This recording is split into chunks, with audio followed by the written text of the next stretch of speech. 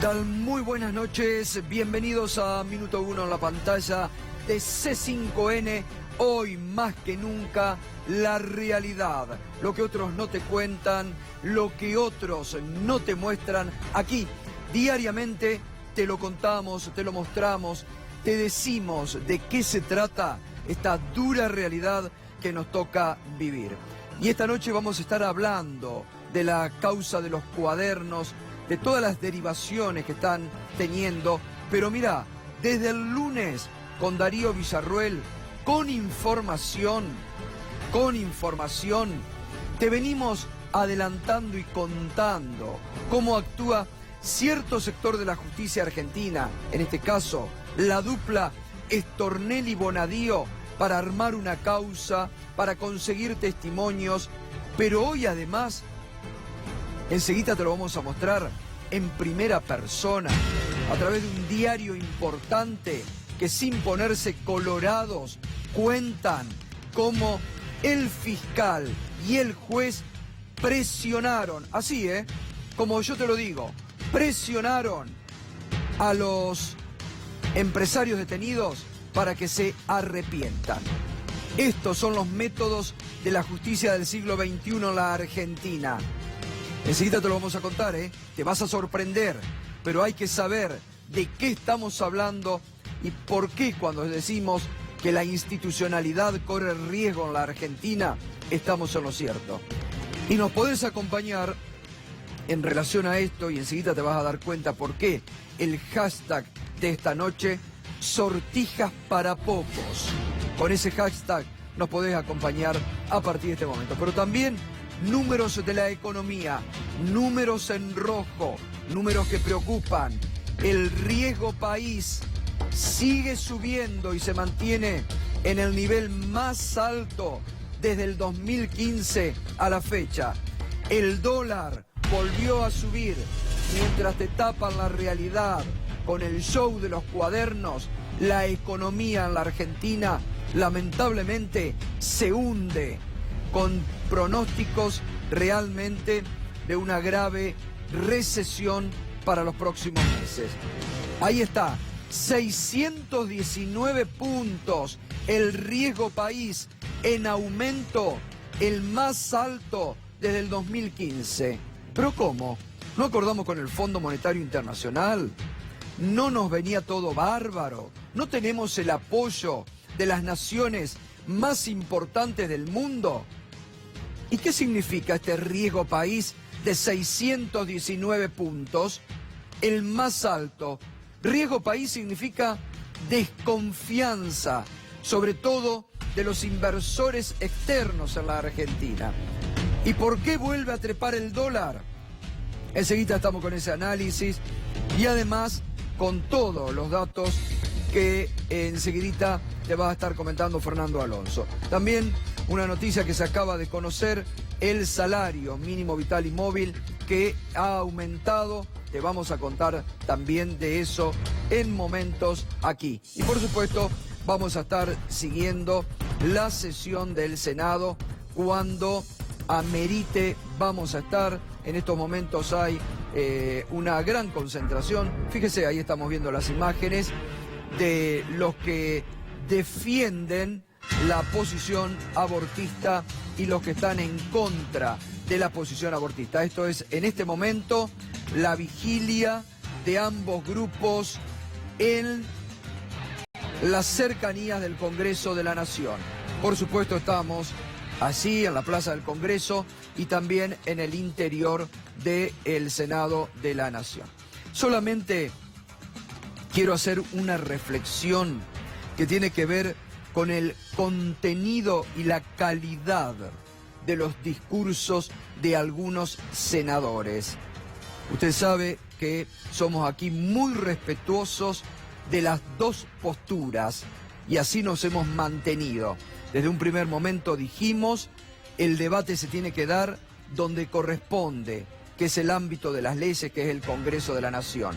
Así se ha dado con mucha altura, con mucho respeto, pero la verdad que hoy, escuchando, observando, mirando con detenimiento algunos senadores, senadoras que nos representan, realmente dan vergüenza ajena.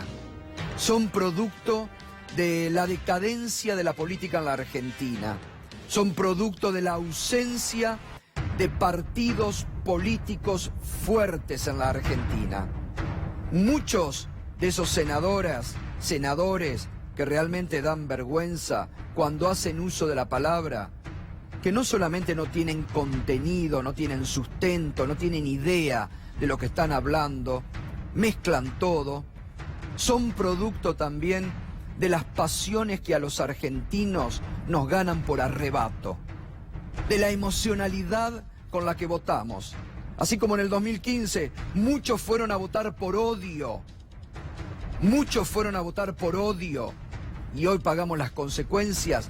En la Argentina, los arrebatos emocionales nos cuestan caro. Entonces, llevamos a un piquetero de cortes de ruta al Senado de la Nación porque estuvo lindo en ese momento, o llevamos gente que realmente desconocemos y que dice las peores barbaridades, donde mezclan una cuestión de salud con el pan casero, la emoción de las madres, de que le presentan hijos, una mezcolanza que demuestra realmente la falta de contenido y de preparación política, que muchos de nuestros legisladores tienen. ¿Y sabe qué? Eso yo se lo he dicho muchas veces. Eso es producto de la decadencia de los partidos políticos, de la poca vigencia de los partidos políticos. Si hasta la Unión Cívica Radical, un partido de poder centenario, hoy barre con sus doctrinas históricas y los vemos haciendo papelones históricos, no en este tema precisamente, pero en muchos otros más.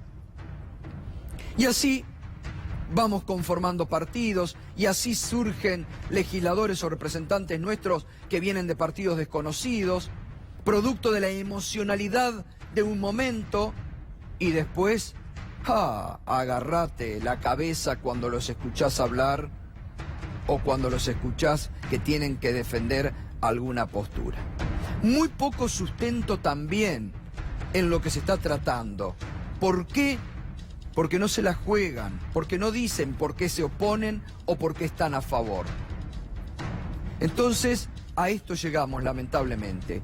Muy bajo nivel, bajísimo el nivel, salvo excepciones que puedo contar con los dedos de una mano, bajísimo el nivel de las exposiciones hoy en el Senado de la Nación. Es un tema para reflexionar, Es un tema que como sociedad tenemos que empezar a emocionar. No se vota en base a las emociones, se vota pensando, analizando, viendo los protagonistas que vamos a llevar después. Después no nos quejemos. Después es demasiado tarde para lágrimas. Vamos a ver entonces en esto, siguiendo el hashtag Sortijas para Pocos, lo que hoy contaba el diario La Nación, en tapa, en primera persona. Fíjese, para sorprendernos realmente sobre cómo operaban y cómo operaron el fiscal Stornelli. Ahí está, cómo fue la negociación secreta para lograr los primeros arrepentidos.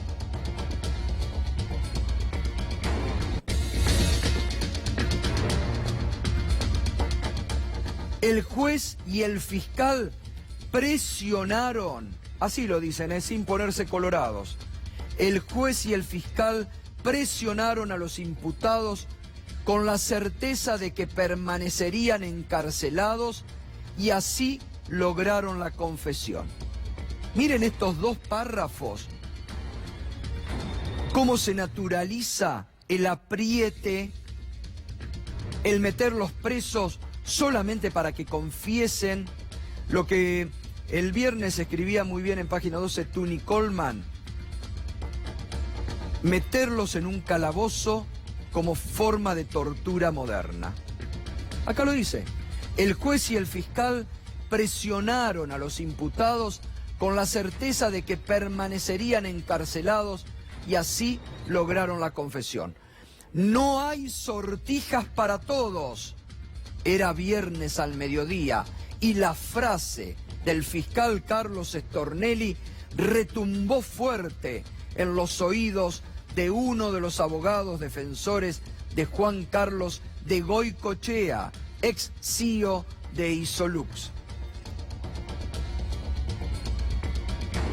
Acá no sale nadie, le dijo Stornelli al abogado de Goycochea, Javier Landaburu, mientras el empresario estaba en el juzgado de Bonadío a la espera de ser indagado.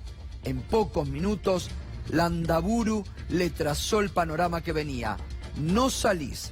Las opciones son dos. O te quedás a pelear el proceso detenido, o subimos y hablamos con el fiscal. En todo caso, lo escuchamos, dijo el abogado. Estamos hablando de un fiscal y de un juez. Escuche bien, ¿eh? Esa misma noche, Landaburu empezó a tejer la estrategia para Ángelo Calcaterra, en libertad, y Javier Sánchez Caballero, detenido justamente. La privación de la libertad del número 2 de la empresa era el dato determinante. El Ejecutivo, fíjese este dato, muy importante, la privación de la libertad del número 2 de la empresa, IEXA, del primo presidencial, era el dato determinante. El Ejecutivo no se podía arrepentir sin involucrar al número 1, el primo hermano del presidente. Lo que siguió después fue el mismo camino, todo para evitar la orden de detención para Calcaterra. El fin de semana se acordaron los términos. El empresario dijo que todas las coimas se pagaron por su orden y que nada tenía que ver Sánchez Caballero. También reconoció varios pagos y todos a barata, aunque también involucró en alguno a Nelson Lazarte, el secretario privado del exfuncionario, que hoy también está detenido. Acá está la respuesta a lo que yo me estoy preguntando con Darío Villarruel. Darío se agarra la cabeza mientras estaba leyendo yo eso. Ahora vamos a ir. Ahora vamos a ir con Darío. Pero acá está la respuesta, porque yo digo, ¿por qué no lo detuvieron a Calcaterra como detuvieron a los otros empresarios? Acá está la respuesta. Poné por favor, Nico, de nuevo. Acá está la respuesta cuando dice que lo que siguió después fue el mismo camino. Todo para evitar la orden de detención para Calcaterra. Acá está. Y acá también está en esto lo que anoche dijo aquí Gabriela Cerruti. ¿Qué decía anoche Gabriela Cerruti cuando le preguntábamos, pero por qué Calcaterra aparece en escena? ¿Y qué decía Gabriela Cerruti? Era para evitar que Sánchez Caballero, mano derecha de Calcaterra, hablara. Porque si hablaba, salpicaba y tal vez en forma más grave a Calcaterra, y vaya a saber hasta dónde llegaba el salpicado.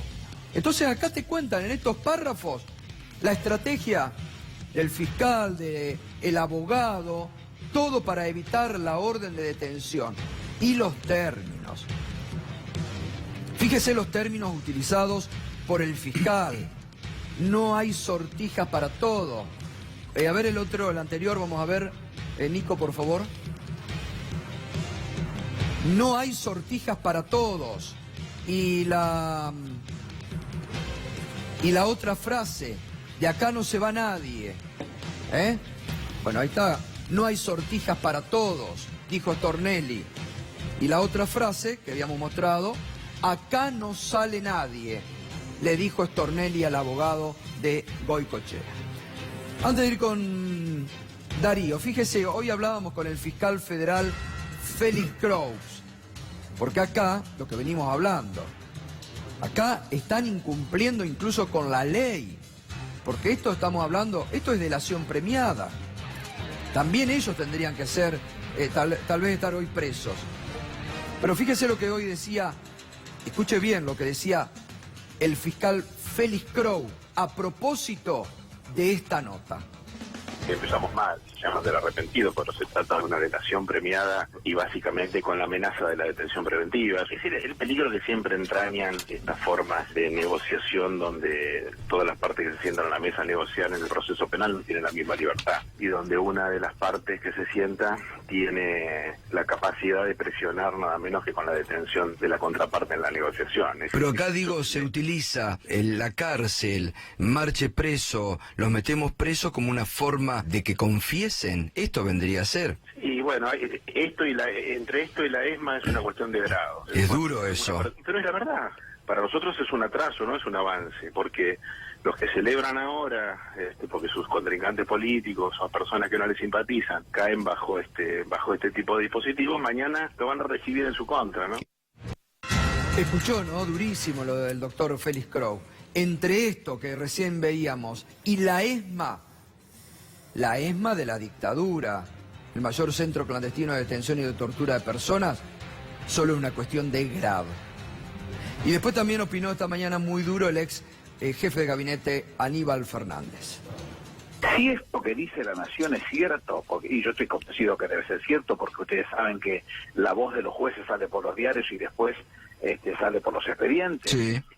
Los acuerdos son nulos, de nulidad absoluta, porque fueron realizados bajo presión, lo que implica que se ha violado la garantía del debido proceso, garantizado, valga la redundancia, por el artículo 18 de la Constitución Nacional. Cuando arrancamos con esa, para hacerla fácil, ya tenemos una complicación, pero todo está enchastrado de esa porquería, tufo, que viene pura y exclusivamente del presidente. Pero además uno se pregunta, ¿por qué Calcaterra libre y los demás presos, no? ¿Por qué no los detuvo el juez con todos los otros empresarios, no? Porque hay una clara y definida posición cercana al gobierno. Claro. Calcaterra es el dueño de todas las obras de la ciudad de Buenos Aires y el régimen de contrataciones de las obras de la ciudad de Buenos Aires dice que nadie, en las condiciones en las que se encuentra el impresentable de Calcaterra, puede seguir avanzando con eso.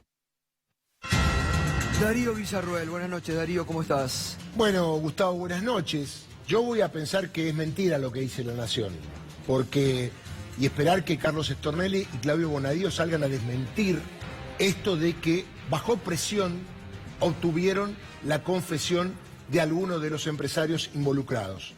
Lo digo porque uno cuando va a declarar va con su abogado, todas las garantías del debido proceso, aunque esté detenido, le hacen saber la razón de la detención y después o declara o no declara y se va o detenido o eventualmente pide la excarcelación. Se supone que todo esto no ocurrió y hubo una mise en scène, más allá de los hechos, previo a la declaración, que tenía que ver con armar una estrategia. Está bien que puedan conversar el acusado y el fiscal, pero no en estos términos, no con aprietes, pero aparte, no con amenazas. ¿Cómo naturalizan las presiones, las frases? De acá no se va nadie, hay sortijas para pocos. Lo que Entonces, me preocupa, ahí están... Gustavo, es sí, que la gente crea que esto es normal. Y la verdad que lo que se busca es que a lo mejor... Bueno, a eso voy. La gente piensa que esto es normal, claro.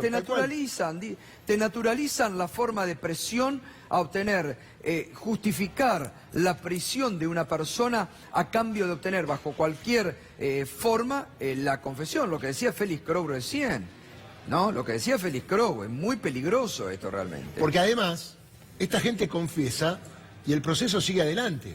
En algún momento, de acá a varios años, habrá un juicio oral, donde estará Centeno, donde estarán todos los empresarios, estarán todos los funcionarios, y habrá que ver si cierra esta confesión con las pruebas que se aportan en la causa. Porque, ojo, la gente cree como una película que alcanza con que uno diga yo di y el otro diga yo lo vi que dio.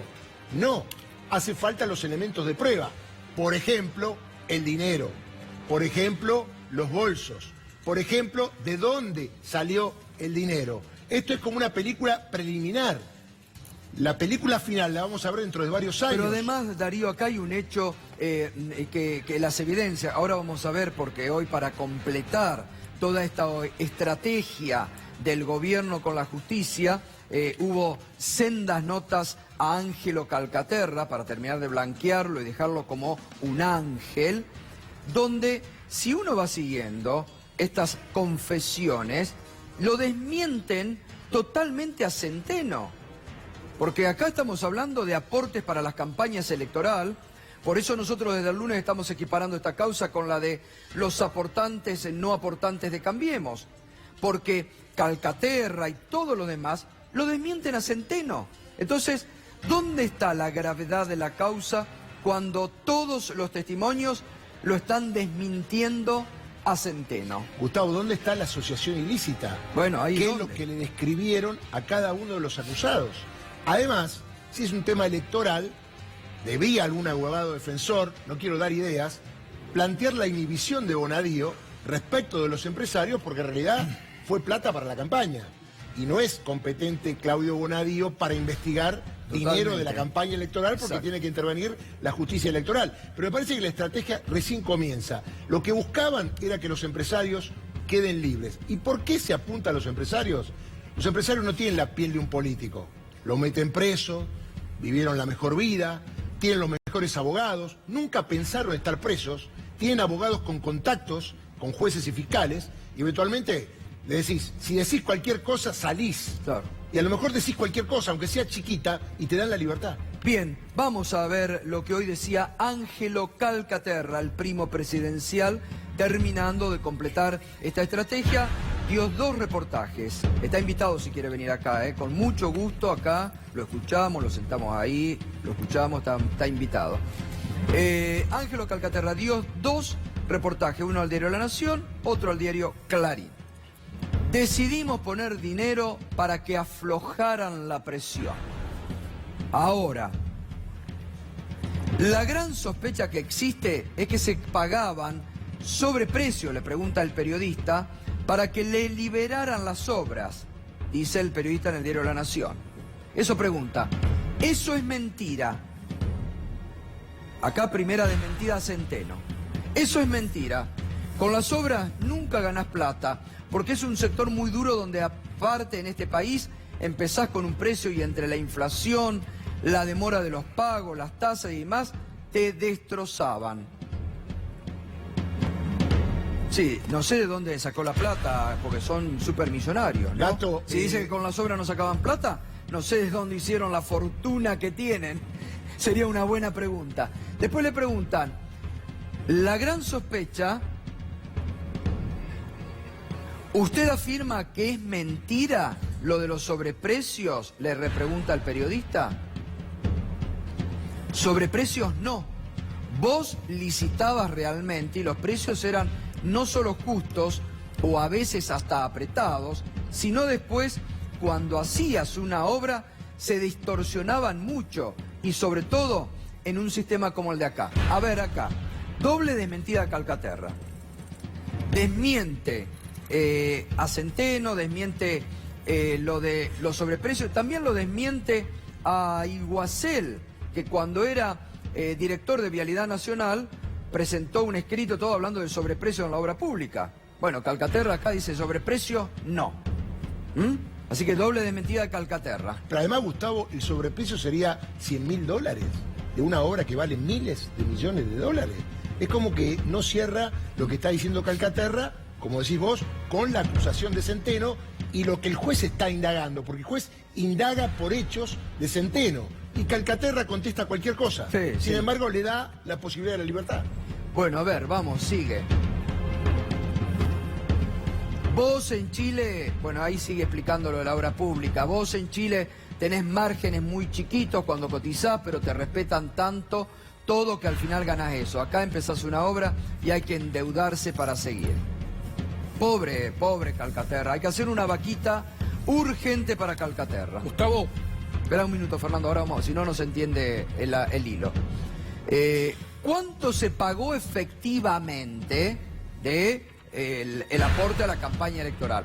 Las cifras que se dicen son disparatadas. Lo mismo dijo de Goicoechea. Y le repregunta al periodista, ¿las del cuaderno son disparatadas? Sí, son disparatadas. Yo lo dije. La verdad no recuerdo perfectamente, porque no tengo un registro. Para ahí, no tengo un registro. ¿De dónde salió la plata? Importante esta respuesta que alguien le dijo no tengo registro. Entonces, ¿cómo vamos a computabilizar el dinero que se pagó? Clave esta respuesta. Y la anterior, que dice las cifras son disparatadas. El segundo, de Goicoechea, también lo demitió a Centeno. Vamos, sigamos. ¿No sabe cuánto era exactamente? No, pero pueden ser unos $200.000. Las otras cifras son un disparate, por lo menos para mí. Con esos valores cerraba la empresa y me iba a mi casa. Lo charlamos con Javier, el número 2, Sánchez Caballero, y eran unas bolsitas de papel que llevábamos así. Yo en mi vida vi esa guita toda junta.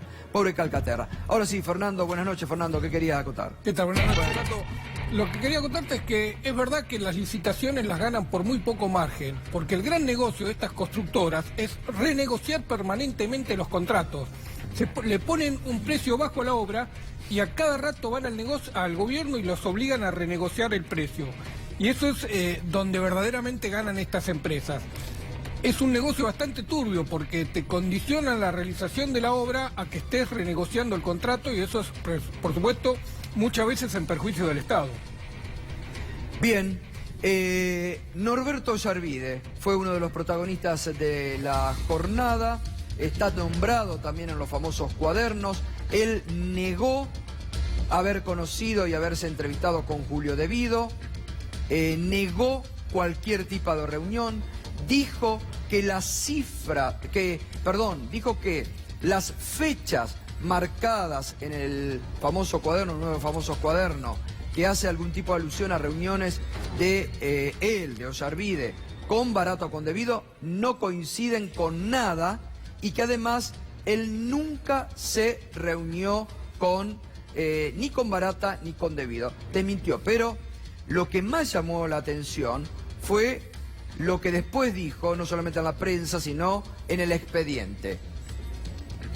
Que le apretaban el cogote para beneficiar a los Kirchner y nombró a Estiuso y Javier Fernández. Dijo que el ex espía y el operador judicial del PJ estaban detrás de los supuestos aprietes. Negó haber recibido dinero negro y negó las reuniones. Ahora, la verdad que esto también es grave, porque que un juez federal, muchas veces lo decimos acá, si vos como juez no te bancás determinadas presiones, o las denunciás en tu momento, o las denunciás ante la propia justicia, o te tenés que ir a tu casa.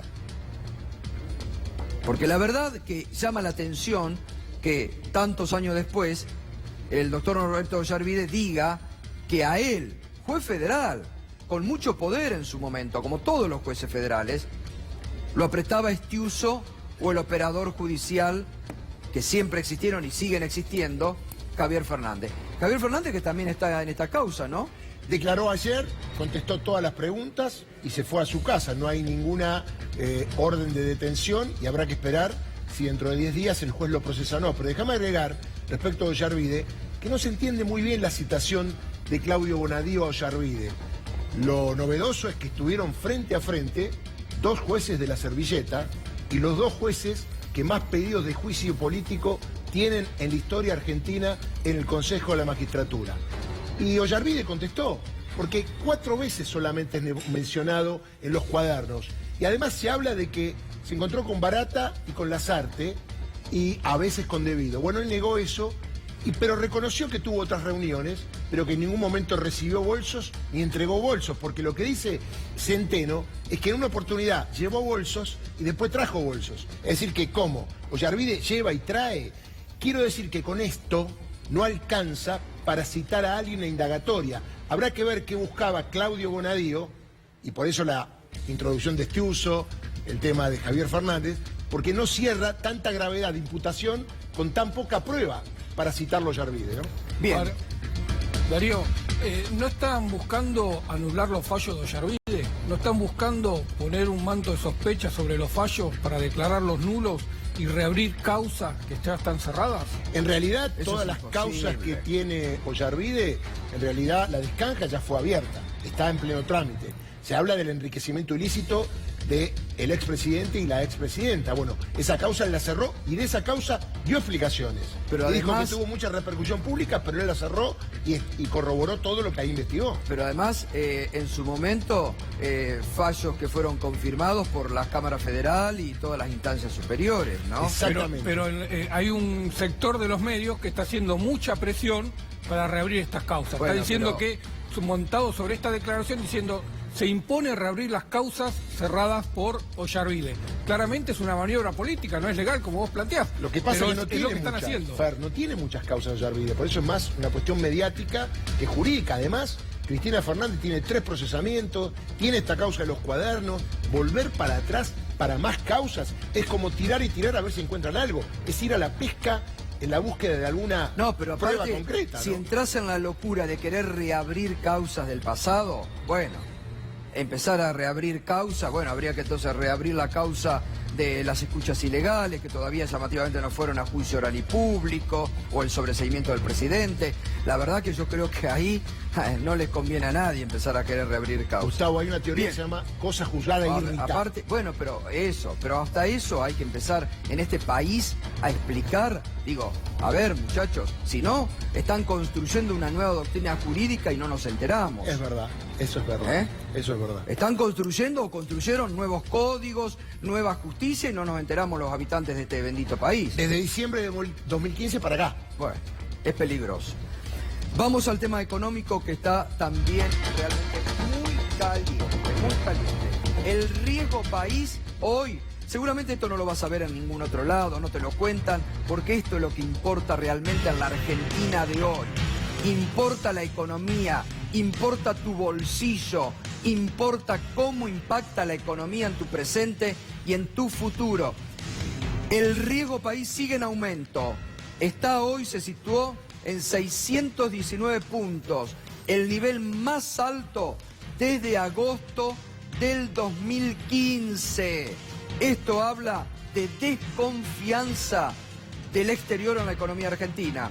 Así es, Fernando, ¿qué explica el riesgo país? Mirá, el riesgo país se saca en función de la cotización de los bonos soberanos de Argentina. Cada vez que los bonos bajan su cotización, sube el riesgo país. Cada vez que el bono argentino baja, tiene un rendimiento mayor en tasa de interés para los inversores. Y en el exterior ya están hablando de que no hay ninguna confianza y hay hartazgo en la política argentina. Y los cuadernos aportaron mucho a este hartazgo, porque a partir de los cuadernos creció la convicción de que Argentina no va a salir de la recesión este año y probablemente no lo pueda hacer en 2019. Toman de ejemplo lo que pasó en Brasil. En Brasil, cuando el juez Sergio Moro empezó con las causas del Lava Jato, generó una recesión en la economía que tardaron 3 años en empezar a salir. Bueno, imaginan un escenario parecido. Argentina metida en una recesión, peleándose políticamente, con una inestabilidad política muy fuerte, y eso hace que vendan los bonos argentinos. Hoy estaban rindiendo más de 9% un bono argentino si lo comprabas en el mercado secundario. 9%. Para que tengas una idea, está ya en el límite de lo que puede ser de los 2 dígitos. Estaba 9.6. Bien, el dólar trepó también hoy nuevamente y sorprendió. Se fue a 28,23. 28,23 cerró el dólar. Y caen las reservas, como todos los días, ¿eh? Todos los días hay una sangría, 50, 70, 100 millones de dólares, todos los días caen. Hoy cerraron 57.584. En el transcurso de esta semana probablemente estemos en el límite de los 57.000. Y esto demuestra cómo viene pasando. Hay una dolarización de las carteras. Los inversores salen de los bonos en pesos, salen de las acciones, compran dólares y se protegen. Y ahí también vemos el Merval. Hoy cayó la bolsa nuevamente casi 4% abajo. Casi 4% abajo la bolsa. Con acciones que cayeron hasta 8% y más, ¿no? La de Metrogas cayó 8%, la de Gas del Norte, que es una de las distribuidoras, también 8%. El que le está pegando muy duro, Gato, es al Banco Macro. Hoy cayó 7,25. En el caso del Banco Macro, hoy tuvo una demanda en los tribunales de Nueva York por toda la causa de Chicone. Así que el Banco Macro está en un aprieto muy grande y esto se refleja en la caída que tiene el valor de sus acciones en los mercados, en Buenos Aires y en Wall Street. Bien, y vamos a otro dato que hay que tener en cuenta de la industria. Nuevo desplome de la utilización de la capacidad instalada, 61,8%. Este dato, que es un número muy preocupante, ¿qué es lo que está indicando, Fernando? Mirá, lo primero que te indica es que las fábricas están paradas. No trabajan, están a poco más de la mitad de su capacidad de producir. Pero además te dice que para que llegue una inversión a la Argentina, primero ese número de 61,8 tiene que llevar arriba del 80%. Nadie va a invertir en un país donde la capacidad instalada está utilizada en un nivel tan bajo. Hasta que no llega a un piso del 80%, 85%, nadie piensa en que es necesario ampliar la producción. Así que es muy poca la expectativa de que lleguen inversiones como le interesa tanto a este gobierno, cuando vos tenés una economía tan paralizada, tan fría, como demuestra estos números, ¿no? 61,8%. Esto es... El año pasado, cuando estaba en 2017, en el pico de la reactivación antes de las elecciones, cuando el gobierno llenó el mercado de plata, llegó a 68%. Ahora vuelve a caer. Bien, vamos a ver la repercusión de los empresarios ante todo esto, ¿eh? Porque hay un sector de los empresarios que están muy preocupados. La UIA, la Unión Industrial Argentina, alertó por una recesión más larga afectada por los cuadernos. Afirman que afectó de lleno en la construcción, uno de los motores que podía ser pata de la recuperación. A mi entender, las últimas licitaciones no tenían este tipo de problemas, afirmó Acevedo. Uribarren pidió a la justicia trabajar y determinar culpabilidades. Pero vamos a ver lo que dijo Sergio Acevedo, titular de la UIA, cada vez más crítico, cada vez más duro con el gobierno. El gobierno se está pegando un tiro en el pie. Si al empresario le decís, invertí que te vamos bajando los impuestos, y después los propios gobernadores del Estado te dicen que no van a bajar los impuestos porque tenés un problema, ¿qué credibilidad van a tener? El gobierno pone metas que son inalcanzables. Lo dice el titular de la UIA. Cuanto antes tiene que empezar a bajar la tasa. Comprendo que la inflación es un problema, pero no podemos tener tasas primitivas como en la actualidad, o manejar el dólar con la tasa. La lógica te dice que no podés producir con este tipo de tasa. Tenemos que salir de este juego financiero si es que queremos que la nación crezca, si no, vamos a estar en problemas. Esto es la advertencia de los empresarios, sumado al aumento del riesgo país, la caída del Merval, porque yo se los contaba ayer me lo dijo un empresario argentino con repercusión internacional.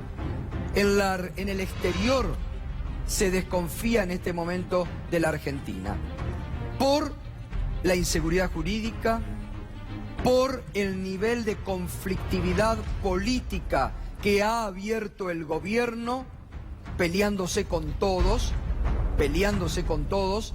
Eso es un punto que preocupa mucho a los empresarios en el exterior.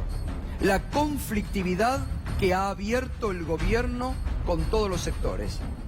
Y además, ver desde el exterior que hay una justicia que responde a los caprichos del gobierno de turno por una cuestión de venganzas políticas hacia determinado, que no cumple acuerdos con otros estados. Esto debería tener en cuenta el gobierno de Macri. No cumplir acuerdos cerrados con otros estados te hace muy vulnerable hacia la llegada posibles de inversiones. Y que es lo que el gobierno en estos momentos no está viendo. Juegan a la política, juegan al Festival de la Denuncia, juegan al Festival de la Persecución y, como dice Acevedo, el gobierno se está pegando un tiro en los pies. Y vamos a ver otro tema que preocupa mucho, el tema de los remedios, medicamentos, sobre todo para los integrantes de la tercera edad. Los medicamentos aumentaron hasta 90% en 3 meses. Desde el 2015 se incrementaron más del 400%. Y este dato que es demoledor. Para la UCA, para el Observatorio Social de la UCA, la devaluación elevó la pobreza al 32%. En nuestras mediciones, el máximo anterior de pobreza en la última década fue 32-33%, tanto en el 2010 como en las devaluaciones del 2014 y 2016. Es decir, que ahora se aproximaría a los peores momentos de los últimos 10 años. Está advirtiendo el Observatorio Social de la UCA. Lo tengo a Daniel Arroyo, que le quiero una primera línea sobre esto, Daniel Arroyo. Y el aumento de la pobreza. Una catástrofe. Ha pegado un salto inmenso la pobreza del 25% al 32%. Casi 14 millones de personas son pobres en Argentina, lo que está marcando el informe de la UCA. Está marcando que la devaluación se llevó todo para arriba, los alimentos, los medicamentos, el costo del combustible, el costo de vida, y que los ingresos no acompañaron. Y lo que marca la UCA, el 32%, es más gente en los comedores comunitarios, más chicos que se quedan a comer en las escuelas, baja el consumo de leche, empeora el tema del trabajo, aumenta la violencia social. Es, yo creo que el salto más grande que ha habido, por lo menos en los últimos 15 años, sin lugar a dudas, en la Argentina. Mercedes Lacergosa, ¿cómo estás, Mercedes? Buenas noches. ¿Cómo se entiende el riesgo país, el más alto del 2015, la caída de la bolsa, el nuevo estirón del dólar? Y yo creo que son, digamos, nadie confía, así como los argentinos no confiamos en este gobierno, tampoco lo hacen los mercados. El gobierno insiste en una política de ajuste fiscal cuando el problema es la falta de dólares en la Argentina y no lo resuelve. Y eso se suma también una desconfianza política. El gobierno quiere aplicar el ajuste con la represión en las calles y con la persecución, tanto en los políticos que piensan distinto como en los empresarios ahora. Ahora, es contradictorio que los mercados no le crean a este gobierno, que es promercado, y que ha arreglado, y que ha ido al fondo, y que arregló con los fondos buitres, y no le creen al gobierno. El gobierno ha arreglado con aquellos inversores especulativos que vinieron a hacer una ganancia a la Argentina y que se llevaron el dinero. El único sector que hoy gana en la Argentina es el sector que invirtió financieramente y que pudo sacar sus dólares al exterior. No hay ninguna otra política para ningún otro tipo de inversión productiva, si se quiere, que incentive este gobierno con ninguna política que está llevando a cabo para que haya inversiones en el aparato productivo, que es lo que te genera puestos de trabajo y este deterioro y impide este deterioro que hay en la sociedad, de que, como bien decía Silvina Batakis hace 2 días, los días sobran en el mes, la gente llega a fin de mes y elige entre comer o pagar tarifas.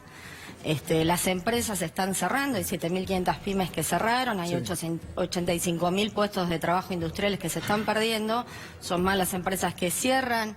Digo, ¿quién va a invertir hoy si tiene capacidad instalada ociosa? Digo, pensamos. Este es un dato preocupante. Es un dato súper preocupante, porque digo, después todos estos indicadores que vemos en la economía real, la verdad que nos llaman la atención, porque el gobierno no está tomando ninguna política que piense hoy con clave nacional.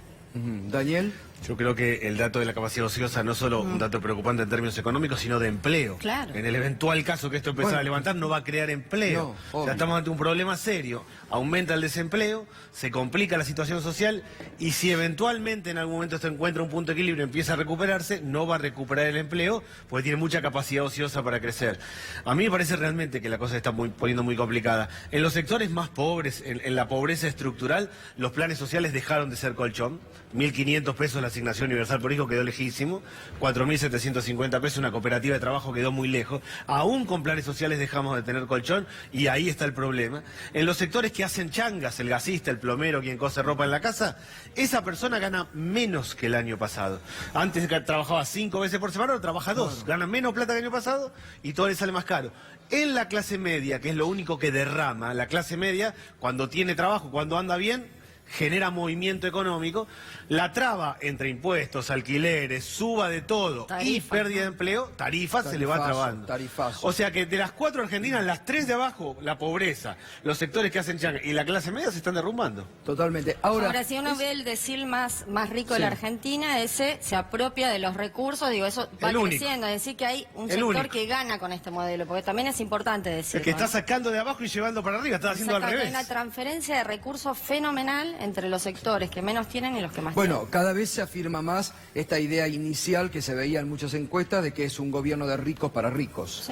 Sí, pero de muy ricos, o sea, Claro, ni siquiera a la clase media, es un gobierno para el 5% más rico de la Argentina. Ahora, ¿cómo repercute? Le pregunto a los dos, pero Mercedes, ¿cómo repercute todo este marco de denuncias, de persecuciones, de clima tenso en la política propiciado por el gobierno para posibles llegadas de inversiones? Eso es terrible. Empresarios que son metidos en pero el cana, desplome de la bolsa lo dicen... tiene que ver con eso, digamos, y yo acá quiero hacer una aclaración y la verdad que tengo que darle fuerzas a Amado porque, digo, eso es, digamos, lo que ha pasado de un juicio sin pruebas y además se le ha dado la pena máxima porque la pena eran 6 años, se le ha dado 5 años a 10 meses a una persona sin antecedentes penales, la verdad que para mí es brutal, digo, es un colega, un compañero, pero digo, el gobierno a través de la represión en las calles con el ajuste y de la persecución política, digo, va a llevar adelante este ajuste feroz que se viene, porque digo, esto que contaba Daniel y que venimos repitiendo, de estos indicadores en rojo que no son novedad, es un ajuste que todavía, digo, se viene mucho peor. Estamos hablando de 300.000 millones de pesos de ajuste plasmados en el acuerdo con el Fondo Monetario. Entonces, todo esto va a empeorar. Y digo, y encima el gobierno, digamos, el mercado ve esta inestabilidad también política, crece la desconfianza hacia este gobierno por la gente, porque la verdad que la gente la está pasando muy mal. Y me parece que no hay ninguna, hoy no veo ninguna medida que tome el gobierno hacia adelante que te indique que algo de esto va a cambiar, no. Sin embargo, ratifica el rumbo, porque el gobierno no está pensando un modelo para Argentina, digo esto de pensar en clave nacional, en uno que dice que habría que hacer ya, digamos, porque uno hace diagnóstico, hagamos propuestas también, nosotros en el equipo económico del PJ, desde el 2016 sacamos un documento donde decíamos acá hay que recomponer en los ingresos populares de los jubilados, de los trabajadores, de las asignaciones y que ese mayor ingreso sea canalizado a través de la demanda de la producción nacional. Totalmente. Ahora, Daniel, ¿cómo se vive esto de este gobierno disparando para todos lados, poniendo... lo que comentábamos recién, el artículo del Diario de la Nación contando las presiones del fiscal y del juez para obtener confesiones. Digo, naturalizan algo que de por sí es muy grave, que lo cuentan además. Yo creo que en la justicia ha dejado de haber regla y que estamos frente a un modelo de democracia restringida.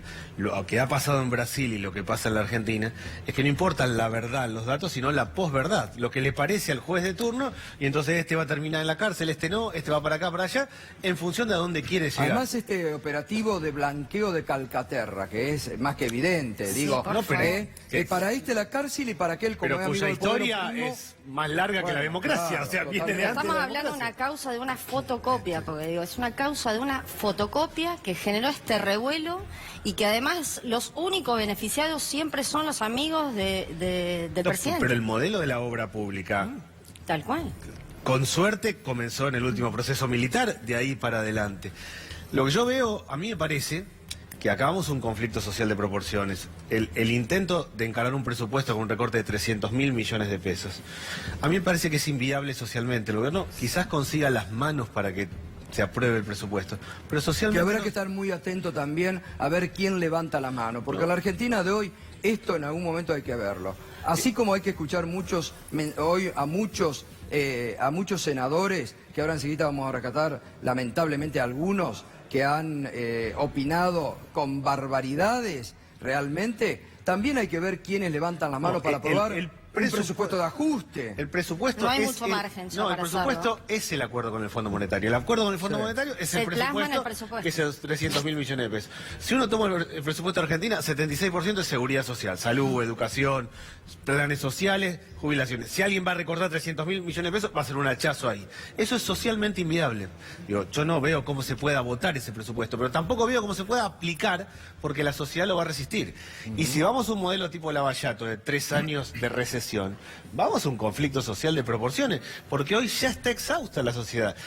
Más allá de que el gobierno le interese avanzar con las Fuerzas Armadas o que imagine un modelo represivo, lo concreto, que la protesta social aparece por todos días, no solo en las movilizaciones, en los barrios, en todos lados. La movilidad social de la Argentina está, digamos, está activa. Digo, nadie debería pensar que a esta social se le va a meter un ajuste de 300.000 millones de pesos, es como tratar de apagar el fuego con nafta.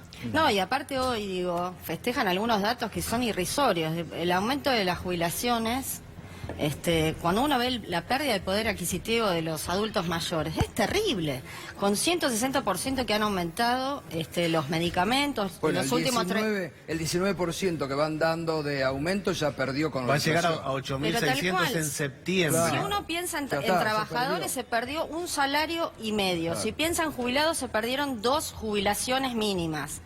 Lo mismo que los que cobran aguache. Es terrible porque, sobre eso la gente no le alcanza para comer. Ahora, el aumento son menos de 600 pesos. Parece un chiste. Son menos de 600 pesos, son 4 kilos de carne. No, y estás, no sé si se acuerdan ustedes que en un momento, en un programa de televisión le habían preguntado al presidente cuánto era la jubilación mínima y dijo 9.000. No llegamos. Hace un año y pico, todavía no llegamos a eso. Hace un año y pico, todavía no llegamos a eso y se fue todas las nubes, en especial los alimentos y los medicamentos, que es lo que marcabas vos recién.